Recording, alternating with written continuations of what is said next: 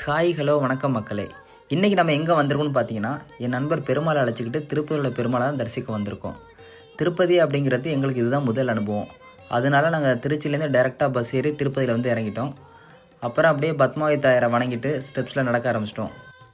எங்களுக்கு இது ஒரு புது அனுபவமாக இருந்துச்சு. அங்கே போகிற மக்கள்லாம், தம்பி இரவுக்குள்ளே நீங்கள் கோயிலுக்கு போயிருங்க அப்படின்னு சொன்னாங்க.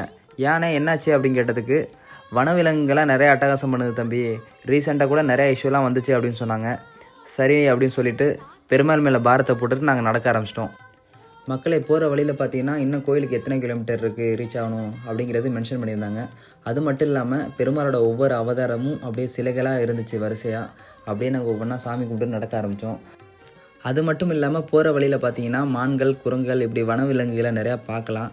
நம்ம பக்தர்கள் என்ன பண்ணுறாங்கன்னு பார்த்தீங்கன்னா, அதுக்கு பழங்களை வாங்கி கொடுக்குறாங்க. என்னோடய பாயிண்ட் ஆஃப் வியூவில் கேட்டிங்கன்னா, அது கண்டிப்பாக தப்புன்னு தான் சொல்லுவேன். என்ன காரணம் அப்படின்னு கேட்டிங்கன்னா, விலங்குகளுக்கு வேட்டையாடுற திறன் இருக்குது. நம்ம அந்த மாதிரி பழங்கள் வாங்கி கொடுக்குறதுனால காலப்போக்கில் அந்த வேட்டையாடுற திறனை அது மறக்கிறதுக்கு வாய்ப்பு இருக்குது. மக்களே, ஃபைனலாக கோயிலை ரீச் பண்ணிட்டோம். இந்த திருப்பதி பயணம் எங்களுக்கு ரொம்பவே நல்லா இருந்துச்சு. நல்லா என்ஜாய் பண்ணோம் நாங்கள். உங்களோட பயணம் எப்படி இருந்துச்சுன்னு கண்டிப்பாக கமெண்ட் பண்ணுங்கள். திருப்பதி போகாமல் இருக்கிறவங்க கண்டிப்பாக விசிட் பண்ணி பாருங்கள் மக்களே. நன்றி, வணக்கம்.